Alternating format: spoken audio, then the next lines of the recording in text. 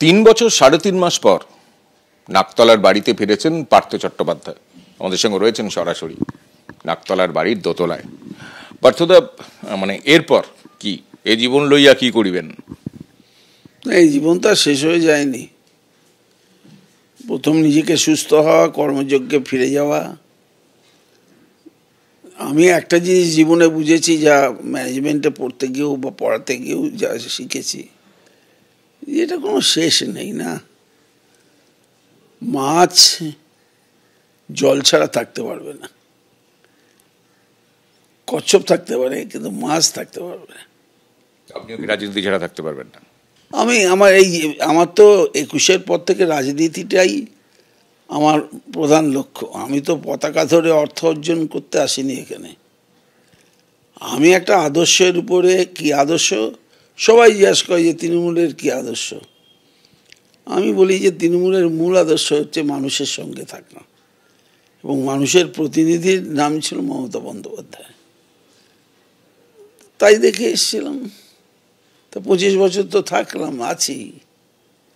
আমি বিধায়ক হয়েছি, বিরোধী দলনেতা হয়েছি। তারপরে কি এই ভাবনা এখনো আপনার মনে সঞ্চারিত হচ্ছে যে তৃণমূল আপনার দল? না, তৃণমূল আমার দল না। কে বললো? আপনারা তো বারবার প্রশ্ন করেছেন, দল তো আপনার সঙ্গে নেই। দল তো সাসপেন্ড করেছে অফিসিয়ালি। আর আমি বলেছেন দল না থাকলেও আমি দলের সাথে আছি এখনো। এরপর কি, মানে আপনি কি বিধানসভায় যাবেন? এখনো তো বিধায়ক পদে আছেন। না, সেটা এখনো ভেবে দেখিনি। 3.5 বছর যখন যায়নি, তখন 3.5 মাস গিয়ে কি হবে বিধানসভায়? হ্যাঁ, বিধানসভা তো একটা জনপ্রতিনিধিদের বলবার জায়গা। আমি 3.5 বছর ধরে কিছু বলতে পারি, আমায় বলতে দাও বলে চিৎকার করেছি, কিন্তু কেউ তো আমার কাছে আসেনি, শোনেনি, আমি বলতেও পারিনি। আমি আমার বিধানসভা কেন্দ্রের, বেহালা পশ্চিম বিধানসভা কেন্দ্রের প্রতিটি মানুষের কাছে দায়বদ্ধ। তারা একটি অসৎ লোককে 25 বছর ধরে জিতিয়েছেন। আমি তো 30-এ বিরোধী দলনেতা। আমার তো গোল্ডেন পিরিয়ড হচ্ছে বিরোধী দলনেতা। দলের সংকটকালে দলকে আনা, ক্ষমতায় আনা। মমতা বন্দ্যোপাধ্যায় বাইরে, আমি ভেতরে। ওই সুব্রত বক্সির সঙ্গে থাকতো তখন কটা লোক, পিছনে সুব্রত বক্সি, সামনে আমি। এই বলো, এই ফোন আসছে, এইটা বলতে হবে, ওইটা করতে হবে। কত কথা মনে আছে তোমাকে? কত কথা একদিনে বলবো বলো তো? দলে ধরুন আপনাকে ফিরে যেতে গেলে দলকে তো সিদ্ধান্ত বদল করতে হবে, সাসপেনশন তুলতে হবে। আপনি কি আবেদন করবেন? আমি তো জানি না দল। তোমরা বলছো সাসপেন্ড করেছে। আমি দেখো, আমার প্রধান কাজটা কি হবে? নিজেকে সুস্থ হয়ে তোলা, মানসিক শারীরিক যে শক্তি ক্ষয় হয়েছে তাকে পুনরুদ্ধার করা, আর বেহালার মানুষের কাছে যাওয়া। সেটা কবে যাবেন?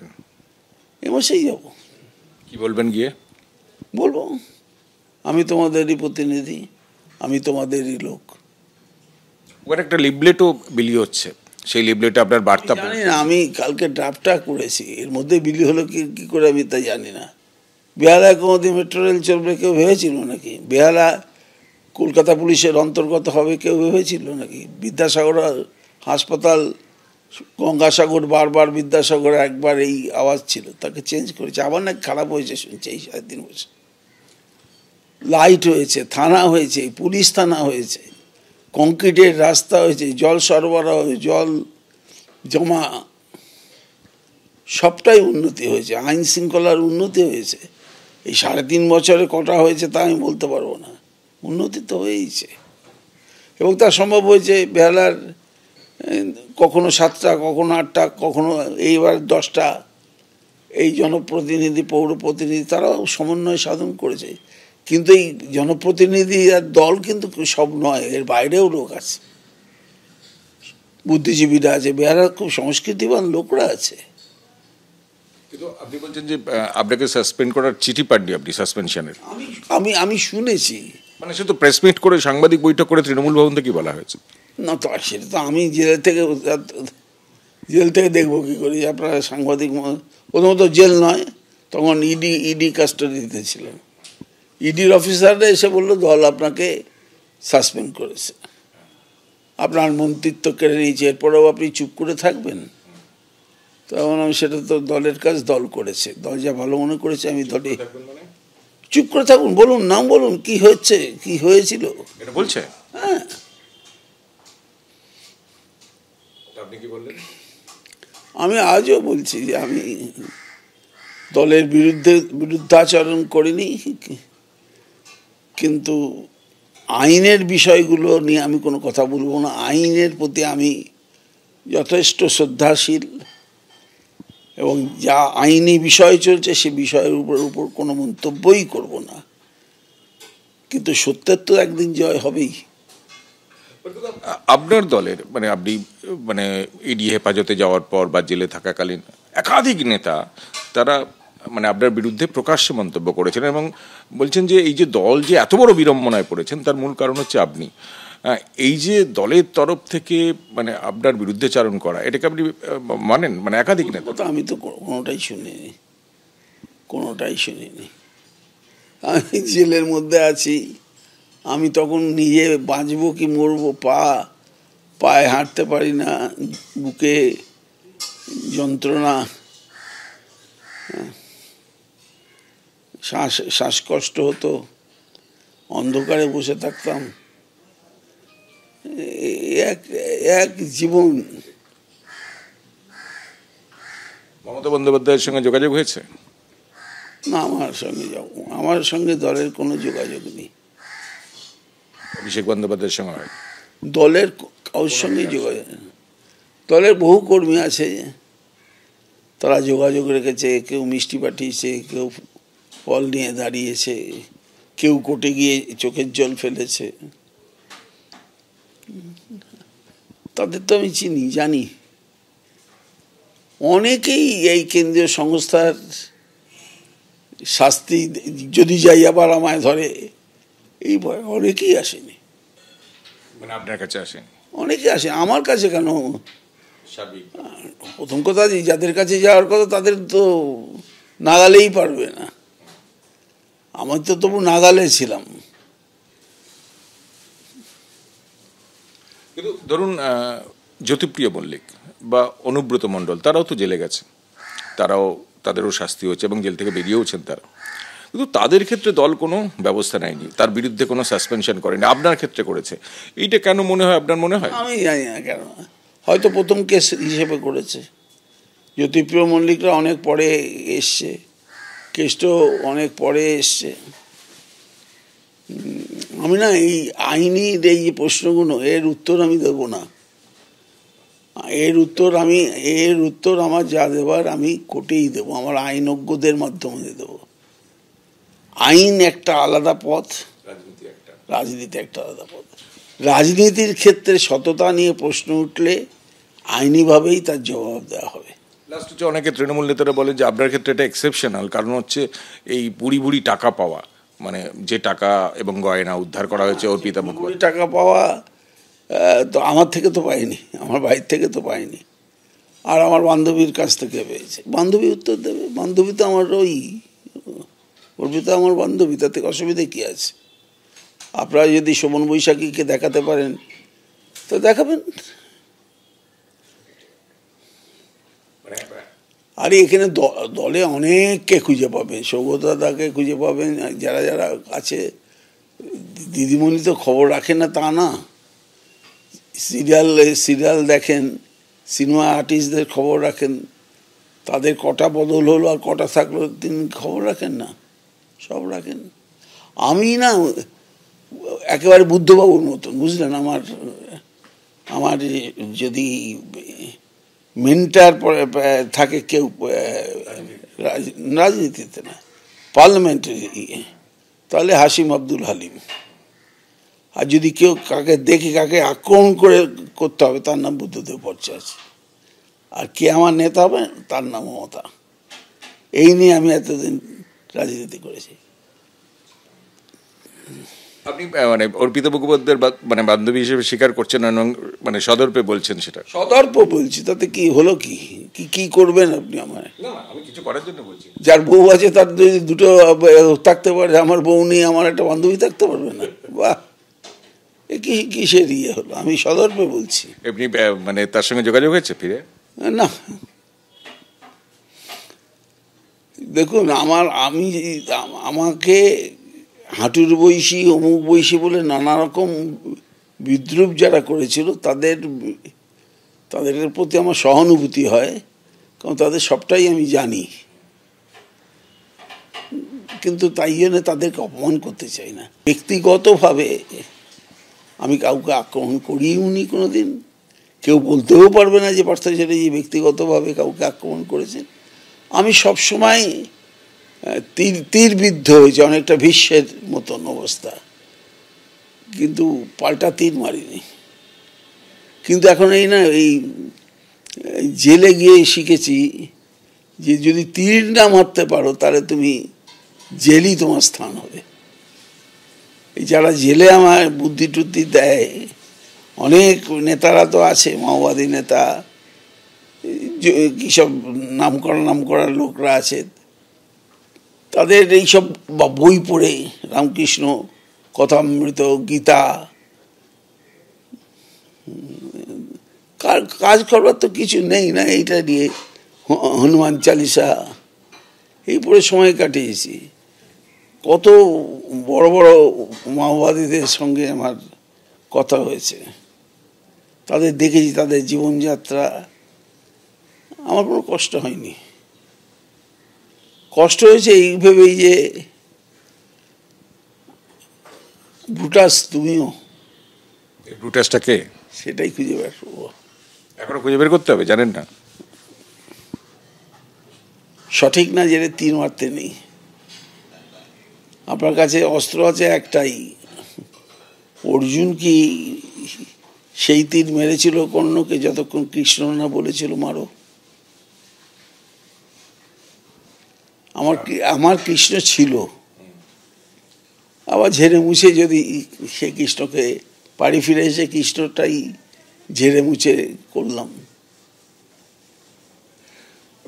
এই যে ধরুন দল যদি আপনাকে ফিরিয়ে না নেওয়ার সিদ্ধান্ত নেয়, সেক্ষেত্রে আপনার পদক্ষেপ কি হবে? Let there is bridge, I know how to cross. রাজনীতিতে থাকবেন তখন? Let there be bridge, I know how to cross it. Option আপনার নির্দল হয়ে যাওয়া, অন্য দলে যাওয়া, কিংবা তৃণমূলে থাকা। বলছি তো যে সামনে সেতু আসলে আমি জানি কি করে সেতু পারাতে হয়। সেতুটা দেখান, বন্যায় উড়ে গেলেও এই যে মুখ্যমন্ত্রী গেলেন উত্তরবঙ্গ, যে কি পরিশ্রম করে উনি করেছেন। তাই আরেকটা কথা যখন উঠলো আমি বলি, কাল দেখলাম উনি অ্যাম্বুলেন্স স্বাস্থ্য ভবন থেকে মুখ্যমন্ত্রী দিয়েছেন এবং সাংসদদের তহবিল থেকে জোগাড় করে টাকা তিনি মানব কল্যাণের জন্য দিয়েছেন। আমি কালকেই সিদ্ধান্ত নিয়েছি, আমি জানি না আজকে কত খবর নেব, আমার বিধায়ক তহবিলে যে টাকা জমা পড়েছে তার কিছু অংশ রেখে বাদ বাকিটাই আমি চিফ মিনিস্টারের হাতে ফেরত দিয়ে দেবো। তো আমি তো কোনো কাজ করিনি, সুতরাং আমার যে অ্যাপ্লিকেশনগুলো পড়ে আছে সেগুলো যা বৈধ বলে মনে হবে সেগুলো ছেড়ে দেবো, আর বাদ বাকিটা মুখ্যমন্ত্রীর কাছে পাঠিয়ে দেবো, যাতে অ্যাম্বুলেন্স তিনি যেটা দিচ্ছেন তাতে অন্তত আমিও কিছুটা দিলাম, তাতে নিশ্চয়ই কিছু কেনা যাবে। 100টা কিনেছেন, আমি হয়তো 5টা কিনে দিতে পারবো, 10টা কিনে দিতে পারবো, উনি কিনে দেবেন। আর বেহালা পশ্চিমের বিদ্যাসাগর হাসপাতালের জন্য একটা দেবেন, এইটা আমার আবেদন।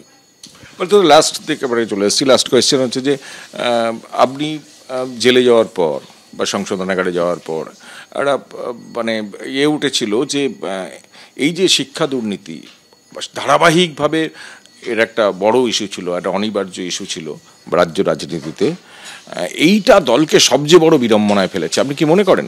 কারণ হচ্ছে মনে করি না। কেন? দুর্নীতি কোনো ইস্যুই না, তাহলে জয়ললিতা ফিরতে পারতো না, স্টালিন ফিরতে পারতো না, এমনকি বিজেপিও ফিরতে পারতো না। দুর্নীতি একটা বিষয়, আর একটা বিষয় হচ্ছে রাজ্যের উন্নয়ন। উন্নয়নটাই হচ্ছে ম্যাক্সিমাম। আমি একটা প্যারেটোর রুলসের কথা বলছি, যে 80% আমরা ব্যয় করি সময় অকাজে, আর 20% আমরা ব্যয় করি কাজে। এখানেও তাই, আমরা যদি সবটাই ব্যয় করি দুর্নীতি, শিক্ষায় দুর্নীতি, স্বাস্থ্যে দুর্নীতি, 100 দিনে দুর্নীতি, কেন্দ্রীয় প্রকল্পের দুর্নীতি, এটা তো আজ থেকে না, চিরকাল চলে আসছে। শিক্ষায় দুর্নীতি হয়েছে কি না আমার সময় তো কেউ বলেনি। আমি তো সর্ববৃহৎ টাইম, বেশি দীর্ঘ সময় ধরে শিক্ষামন্ত্রী ছিলাম। আমি 21-এ চলে এলাম, তারপরে এইসব দুর্নীতি আরম্ভ হয়ে গেল। আমি তো জানি না। কেউ তো এই বামপন্থীরা বলুন, বিজেপিরা বলুন, তারা গেছে, বলেছে বেনিয়ম হয়েছে। আপনিও তো গেছেন, আপনার পুরনো রেকর্ডগুলো খুলুন না। তো বেনিয়ম হতে পারে, ভুল ত্রুটি হতে পারে। তার জন্যে গান্ধী মূর্তির পাদদেশে আন্দোলন হয়েছে, তার জন্য প্রেস ক্লাবে আন্দোলন হয়েছে, তার জন্য বিকাশ ভবনে আন্দোলন হয়েছে। এটা যেন কোনো অমোঘ মেঘ আমার এই শিক্ষামন্ত্রী হিসাবে মমতা বন্দ্যোপাধ্যায়ের নেতৃত্বে যে উন্নতি করেছিলাম, যে 52টা বিশ্ববিদ্যালয় তৈরি হয়েছিল, 8,000 স্কুল এসেছিল, ছাত্র ভর্তি এবং ছাত্র উপস্থিতির সংখ্যা বেড়েছিল, 12 থেকে 21-এ গিয়েছিল। এই যে বৃত্তি, বিবেকানন্দ স্কলারশিপ মমতা বন্দ্যোপাধ্যায় করে দিয়েছেন। এই যে প্রাইমারি জুতো মমতা বন্দ্যোপাধ্যায় করে দিয়েছেন। এই যে স্কুল ড্রেস করে দিয়েছেন। পার্শ্ব শিক্ষক, তাদের রিজার্ভেশন করে তাদেরকে বিনা পয়সায় পড়িয়ে তাদেরকে শিক্ষিত করে, প্রশিক্ষিত করে চাকরি দেওয়ার ব্যবস্থা করেছেন। এমএসকে, এসএসকে সমস্যা মিটিয়েছেন। সবাই ভুলে গেল। ধরুন, স্কুল সার্ভিস কমিশন যে পরীক্ষা নিয়ামক সংস্থা, তারাই হাজার হাজার তালিকা প্রকাশ করে বলছে যে এগুলো দুর্নীতি হয়েছে অথবা অনিয়ম। আমার একটা প্রশ্ন হচ্ছে, তারাই নিজেরাই বলছে এটা স্বয়ংশাসিত তো, এটা শিক্ষামন্ত্রীর তো কোনো কাজ নেই। কোথাও একটা নিয়ে আসুন না, নিয়েতে আবার সেই আইনের পথে যাচ্ছে। আপনি এই প্রশ্নের উত্তর আমি দেব না। They are statutory bodies, they have to function themselves by their board and chairman, and they have their own rules and facts. এখানে আইনি কোনো প্রশ্নের উত্তর দেওয়া আমার পক্ষে সম্ভব হবে না। যে আইনে বিচার্য বিষয়, আমি আইনের প্রতি শ্রদ্ধাশীল, বিচার ব্যবস্থার প্রতি শ্রদ্ধাশীল, যেমনভাবে আমি গণতন্ত্রের শ্রদ্ধাশীল, জনগণদেবতার প্রতি শ্রদ্ধাশীল। লাস্ট হচ্ছে এই 3.5 বছর, প্রায় 3 বছর 3 মাস, 3.5 মাস পর ফিরে মমতা বন্দ্যোপাধ্যায় এবং অভিষেক বন্দ্যোপাধ্যায় সম্পর্কে আপনার অবজারভেশন কি? আগে মহাসচিব বা মন্ত্রী বা আপনার যে মুখপাত্র, তার সম্পাদক, একাধিক পদ, আপনি শৃঙ্খলা রক্ষা কমিটির প্রধান, একাধিক পদ ছিলেন। সেই সময় একটা ভাবনা ছিল, ধারণা ছিল। এখন ফিরে কি ধারণা? আমার কোনো ধারণাই নেই, আমার বেসিক ধারণাই নেই। আমি তো চিরকাল ছবি রেখেছি মমতার, বাদবাকি তো সব আমরা। তবে এটা ঠিকই, এটা সেদিনও আপনার কারাগারে বন্দি হওয়ার আগে বোধহয় আমি লাস্ট আপনার সঙ্গে সাক্ষাৎকার দিয়েছিলাম যে মমতা যতক্ষণ আছে ততক্ষণ মমতাই আমার নেতা। কিন্তু অভিষেক, আমি সেদিনও বলছি, আজও বলছি, অটোমেটিক চয়েস। সুতরাং যারা আজকে পিছনে তার ঘুরে বেড়াচ্ছে বলে শুনেছি, জেলে তো বসে আছে শুনি সব, তারা সেদিন কিন্তু দাঁড়ায়নি ওর পাশে। আমি দাঁড়িয়েছি, আমি জেল খাটছি। তো অভিষেক অটোমেটিক চয়েস, এ ব্যাপারে কোনো সন্দেহ নেই। লাস্ট কোয়েশ্চেন হচ্ছে ব্যর্থতা, যে এই পরিণতির জন্য কে দায়ী মনে হয়? আপনি নিজেই? আমি নিজে, আমার আনুগত্য এর জন্য দায়ী। নিশ্চয়ই। কেন বলছেন?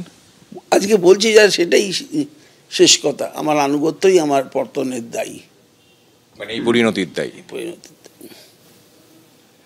আমরা কথা বললাম পার্থ চট্টোপাধ্যায়ের সঙ্গে। পার্থ চট্টোপাধ্যায় দীর্ঘ দিন পরে বাড়িতে ফিরেছেন। বাড়িতে ফিরে তার নিয়ে যাবতীয় যে বিতর্ক, যাবতীয় প্রশ্ন, যাবতীয় সমালোচনা সব একে একে তিনি উত্তর দিলেন। সেখানে দুর্নীতি, সেখানে তার পুরনো দল তৃণমূল কংগ্রেস, এমনকি অর্পিতা মুখোপাধ্যায় সম্পর্কে, তার সম্পর্কের। ক্যামেরায় শ্যামল জানার সঙ্গে কৃষ্ণেন্দু অধিকারী, এবিপি আনন্দ, কলকাতা।